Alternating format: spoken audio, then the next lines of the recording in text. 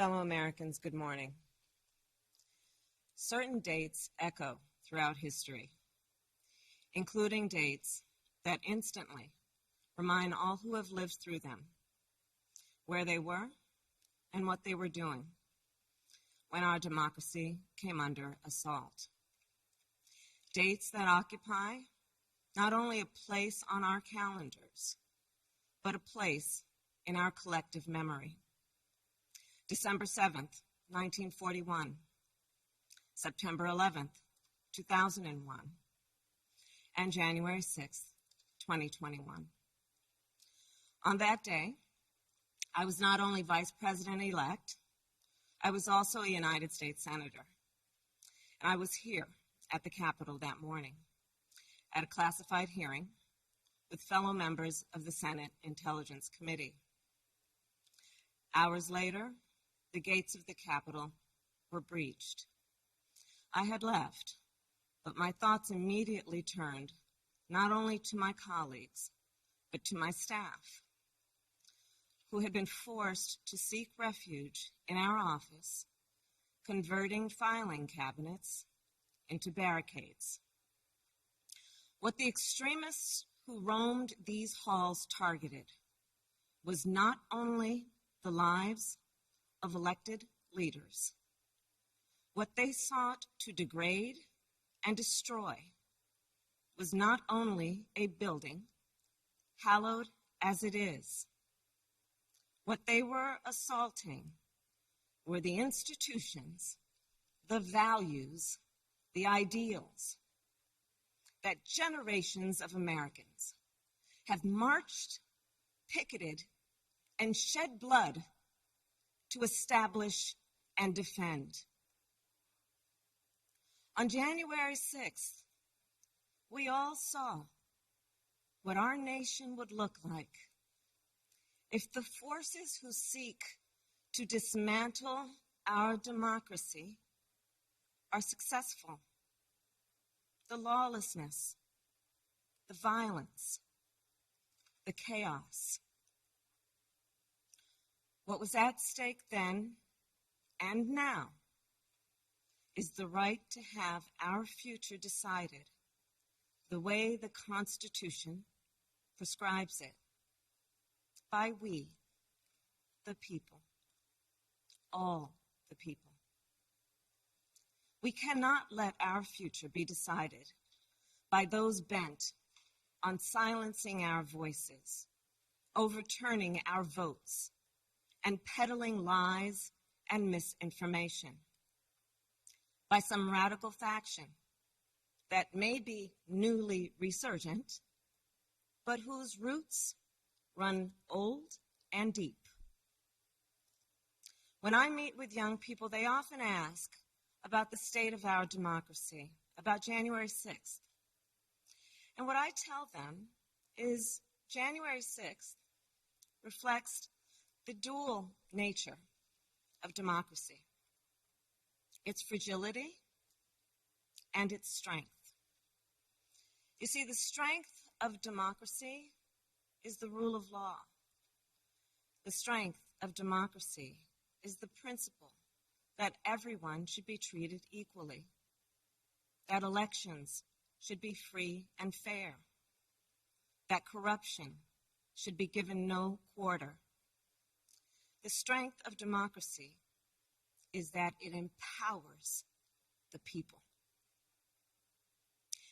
And the fragility of democracy is this, that if we are not vigilant, if we do not defend it, democracy simply will not stand. It will falter and fail.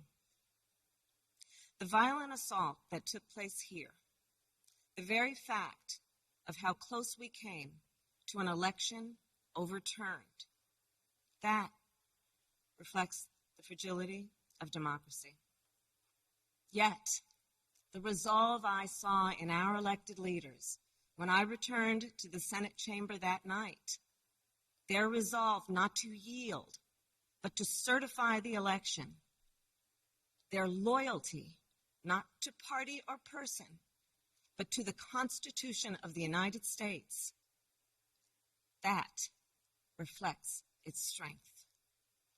And so, of course, does the heroism of the Capitol Police, the D.C. Metropolitan Police Department, the National Guard, and other law enforcement officers who answered the call that day, including those who later succumbed to wounds, both visible and invisible.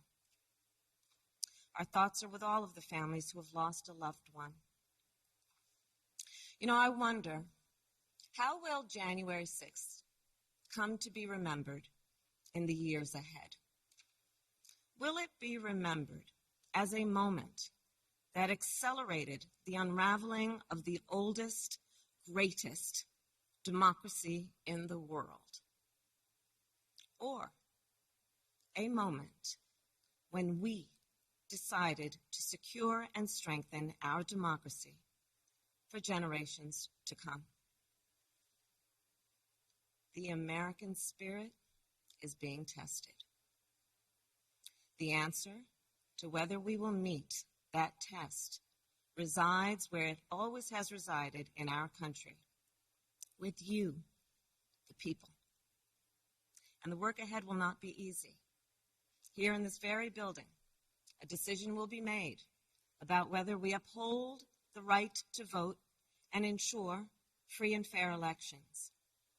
Let's be clear. We must pass the voting rights bills that are now before the Senate. And the American people must also do something more. We cannot sit on the sidelines. We must unite in defense of our democracy in order to form a more perfect union, establish justice, ensure domestic tranquility, provide for the common defense, promote the general welfare, and secure the blessings of liberty to ourselves and to our prosperity and posterity. That is the preamble of the Constitution that President Biden and I swore an oath to uphold and defend. And that is the enduring promise of the United States of America. My fellow Americans, it is my honor to introduce a public servant with the character and fortitude to meet this moment, a leader whose life's work has been moving our nation toward that more perfect union, President Joe Biden.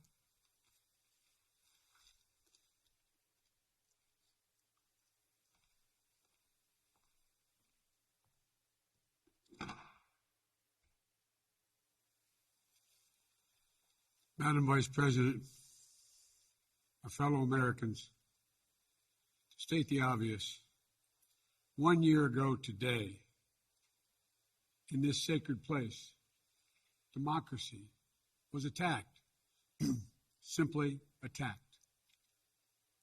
The will of the people was under assault. The Constitution, our Constitution, faced the gravest of threats. Outnumbered in the face of a brutal attack, the Capitol Police, the D.C. Metropolitan Police Department, the National Guard, and other brave law enforcement officials saved the rule of law. Our democracy held. We, the people, endured. We, the people, prevailed. For the first time in our history, a president had not just lost an election, he tried to prevent the peaceful transfer of power as a violent mob breached the Capitol. But they failed. They failed. And on this day of remembrance, we must make sure that such attack never happens again. I'm speaking to you today from Statuary Hall in the United States Capitol. This is where the House of Representatives met for 50 years in the decades leading up to the Civil War. This is on this floor. It's where young Congressman from Illinois, Abraham Lincoln, sat at desk 191 Above him, above us, over that door leading into the rotunda, is a sculpture depicting Cleo, the muse of history. In her hands, an open book in which she records the events taking place in this chamber below.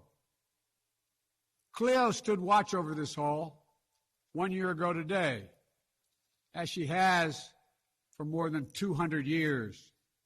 She recorded what took place, the real history, the real facts, the real truth, the facts and the truth that Vice President Harris just shared, and that you and I and the whole world saw with our own eyes.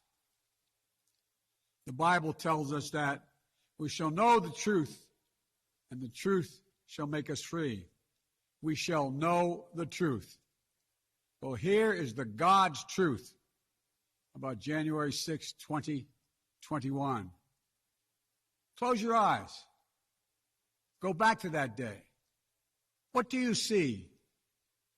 Rioters rampaging, waving for the first time inside this Capitol Confederate flag that symbolized the cause to destroy America, to rip us apart. Even during the Civil War, that never, ever happened. But it happened here in 2021. What else do you see? A mob breaking windows, kicking in doors, breaching the Capitol. American flags on poles being used as weapons, as spears. Fire extinguishers being thrown at the heads of police officers. A crowd that professes their love for law enforcement assaulted those police officers, dragged them, sprayed them, stomped on them. Over 140 police officers were injured. We all heard the police officers who were there that day testify to what happened. One officer called it, quote, a medieval battle, and that he was more afraid that day than he was fighting the war in Iraq. They've repeatedly asked since that day, how dare anyone diminish, belittle, or deny the hell they were put through. We saw with our own eyes. Rioters menaced these halls, threatening the life of the Speaker of the House, literally erecting gallows to hang the Vice President of the United States of America. But what did we not see? We didn't see a former president who had just rallied the mob to attack, sitting in the private dining room off the Oval Office in the White House, watching it all on television and doing nothing for hours as police were assaulted, lives at risk, the nation's capital under siege. This wasn't a group of tourists. This was an armed insurrection. They weren't looking to uphold the will of the people. They were looking to deny the will of the people. They weren't looking to uphold a free and fair election. They were looking to overturn one. They were looking to save the cause of America. They were looking to subvert the Constitution. This isn't about being bogged down in the past. This is about making sure the past isn't buried. That's the only way forward. That's what great nations do. They don't bury the truth. They face up to it. Sounds like hyperbole, but that's the truth. They face up to it. We are a great nation. My fellow Americans, in life there's truth, and tragically there are lies. Lies conceived and spread for profit and power. We must be absolutely clear about what is true and what is a lie. And here's the truth. The former President of the United States of America has created and spread a web of lies about the 2020 election. He's done so because he values power over principle, because he sees his own interest is more important than his country's interest, than America's interest. And because his bruised ego matters more to him than our democracy or our Constitution, he can't accept he lost, even though that's what 93 United States senators, his own attorney general, his own vice president, governors and state officials in every battleground state have all said he lost. That's what 81 million of you did as you voted for a new way forward. He has done what no president in American history, the history of this country, has ever done. He refused to accept the results of an election and the will of the American people. Well, some courageous men and women in the Republican Party are standing against it, trying to uphold the principle of that party. Too many others are transforming that party into something else. They seem no longer to want to be the party of Lincoln, Eisenhower, Reagan, the Bushes. But whatever my other disagreements are with Republicans who support the rule of law and not the rule of a single man, I will always seek to work together with them to find shared solutions where possible. Because if we have a shared belief in democracy, then anything is possible. Anything. And so at this moment, we must decide, what kind of nation are we going to be? Are we going to be a nation that accepts political violence as a norm? Are we going to be a nation where we allow partisan election officials to overturn the legally expressed will of the people? Are we going to be a nation that lives not by the light of the truth, but in the shadow of lies? We cannot allow ourselves to be that kind of nation. The way forward is to recognize the truth and to live by it. The big lie being told by the former president and many Republicans who fear his wrath is that the insurrection in this country actually took place on Election Day, November 3rd, 2020. Think about that. Is that what you thought? Is that what you thought when you voted that day? Taking part in an insurrection? Is that what you thought you were doing? Or did you think you were carrying out your highest duty as a citizen and voting?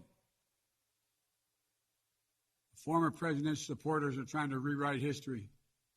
They want you to see Election Day as the day of insurrection. And the riot that took place here on January 6th as a true expression of the will of the people. Can you think of a more twisted way to look at this country, to look at America? I cannot. Here's the truth.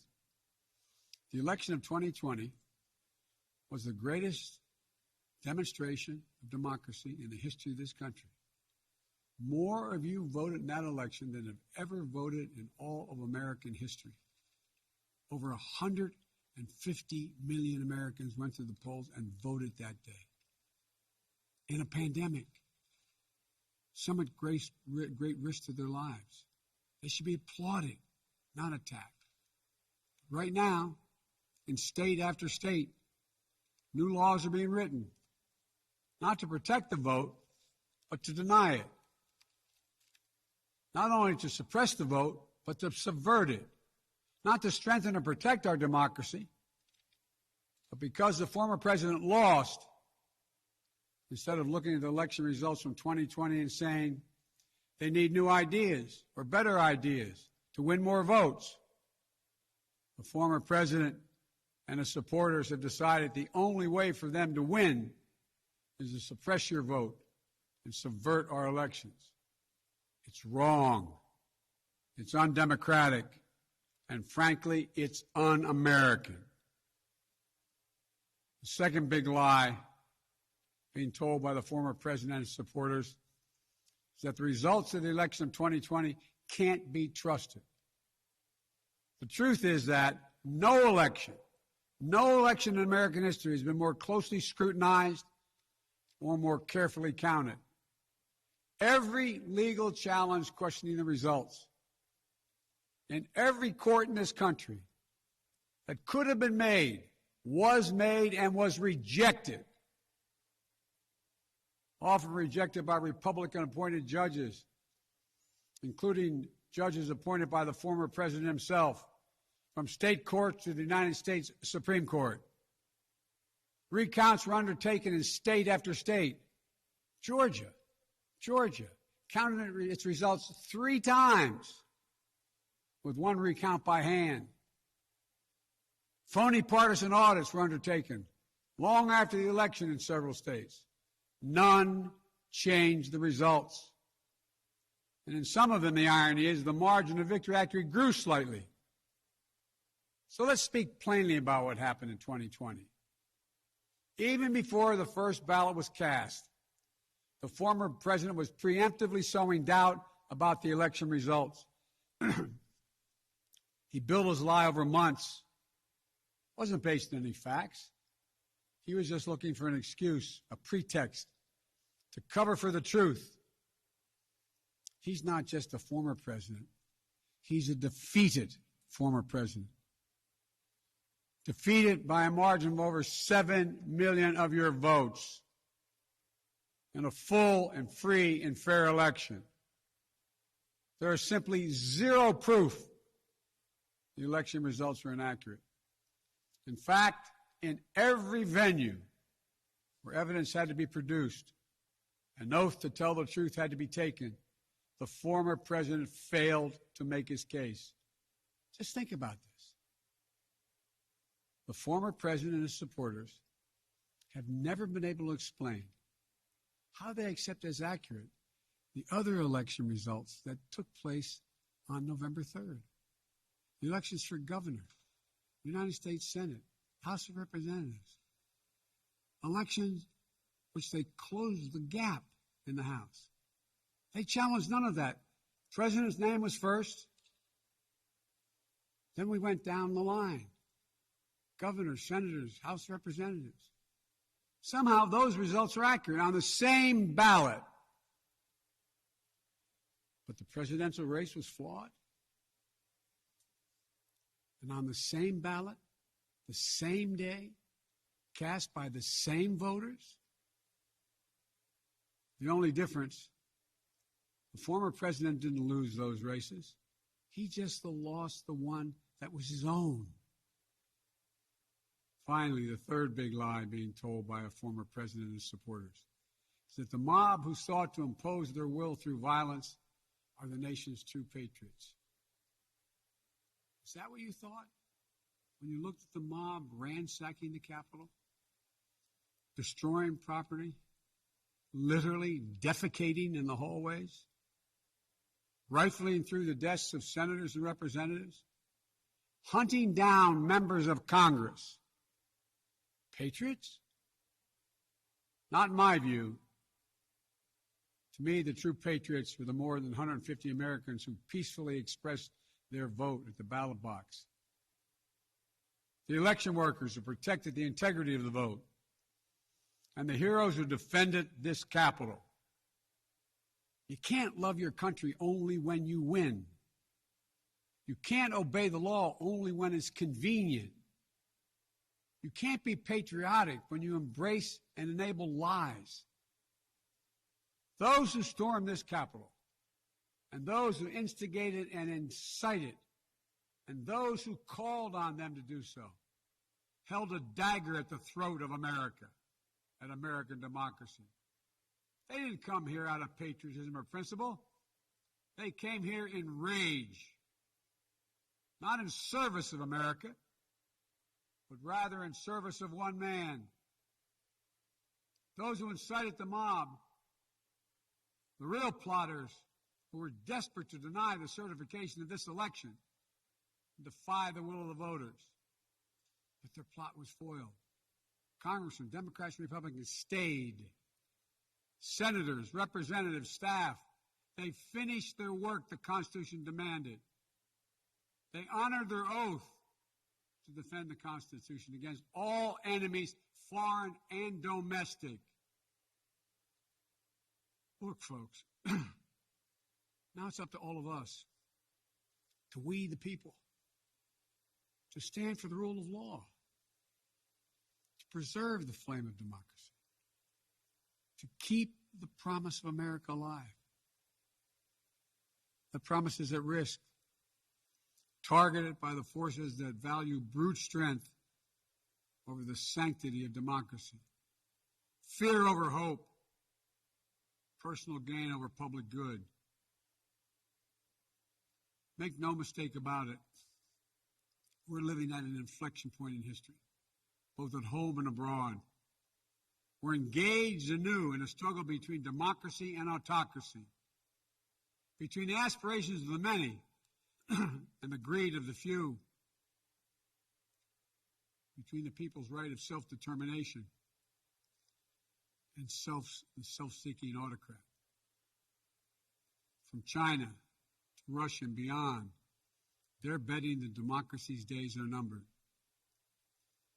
They actually told me democracy's too slow, too bogged down by division to succeed in today's rapidly changing, complicated world.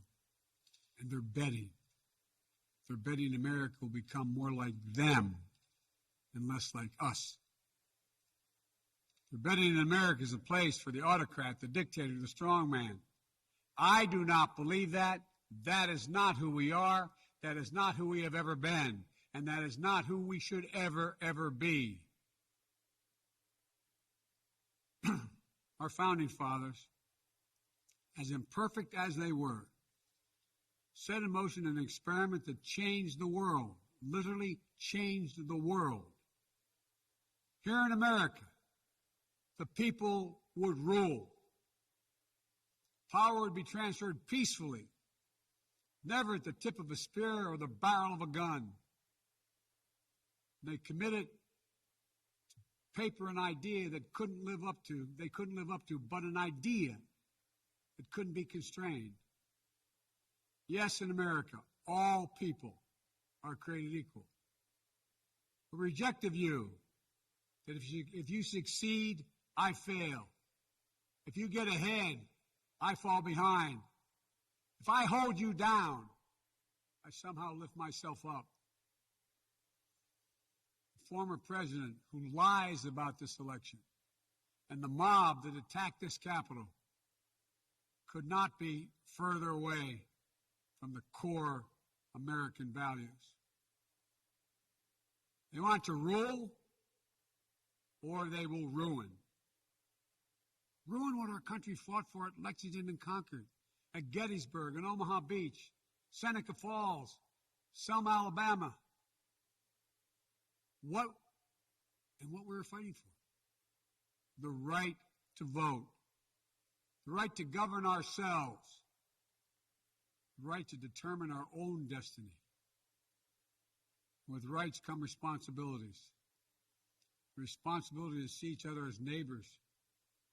Maybe we disagree with that neighbor, but they're not an adversary. Responsibility to accept defeat. Then get back in the arena and try again the next time to make your case. Responsibility to see that America is an idea. An idea requires vigilant stewardship.